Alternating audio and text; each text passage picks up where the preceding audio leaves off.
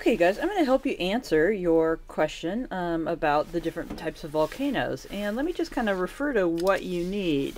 There's in your weekly folder, there is a 4-page handout about, it's called the Visa Volcanologist, and we put this together for actually some pretty smart middle school students. So, you know, it's at a pretty good level and all of us can understand it. And if you do your lecture and you follow along with this handout, you know, it'll really help you, and it'll also help you answer the in-class assignment.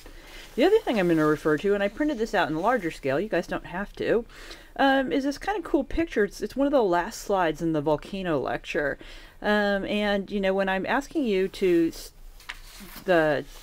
sketch or describe the structure, sketching is so much easier. I kind of always think back to this, okay? Or even if you look at this, you can see that the different structures are shown. But what I want to do is kind of give you a little bit more information about, you know, why are those certain structures the way they are.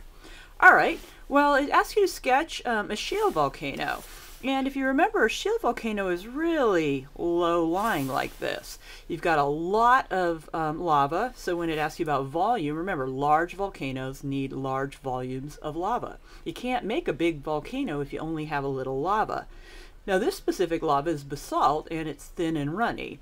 Because it's thin and runny, you know, it leaks out over the sides, and it just doesn't build, you know, a high, steep, sticky type of feature. So low and like a shield. Okay, cinder cones are pointy, and they're little. Okay, and again, this isn't really to scale, but they're little, they're pointy, they're steep. And that's because this is kind of like popcorn. If you take the popcorn maker, a hot air popcorn maker, you take the lid off and you let it blow, it'll just pop, you know, popcorn, and popcorn's all angular. And this is kind of basaltic popcorn, and the pieces are angular, and because they're angular, they can build up pretty steeply. All right, stratovolcanoes. When I ask little kids to draw me stratovolcanoes, you know, they always draw something like this.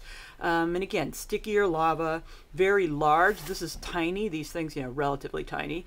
They're maybe 750 feet high. The biggest one's 1,500 feet high. And if you remember, volcanoes like this can be, you know, 20,000 feet high. They can be pretty big. All right, and then the giant caldera. Now, if you remember, the caldera means kind of a hole. And so I kind of draw it like this, and you know, it's big, and caldera, the definition is that it's more than 1 kilometer across. All right, I've kind of given you some hints about the composition. Remember, the ones that are really explosive and dangerous are more felsic, or made out of intermediate lavas. All right, we talked a little bit about the volume of the lava. To make a big volcano, big, pretty big, you need to have a lot of volume, and that's a little volcano. And that's why it's little, is that you run out of lava, and so it's got a low volume. All right, explosivity. Now, you guys, kind of a mixture of these two volcanoes, that Icelandic volcano. And if you remember, you saw people in those pictures were actually having picnics nearby. Okay, these types of volcanoes, when they erupt, you absolutely, positively never have picnics nearby. Now, this little volcano can be kind of explosive, but it's really not that dangerous. You can get pretty close. It's kind of like having a sprinkler on.